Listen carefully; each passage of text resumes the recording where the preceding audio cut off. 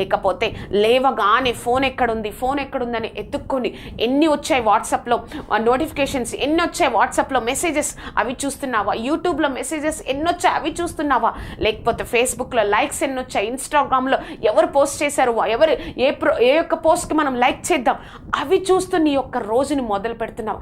అసలు ఏం చూస్తున్నావండి నీ కన్నులతో, ఏం చూస్తున్నావు నీ కన్నులతో?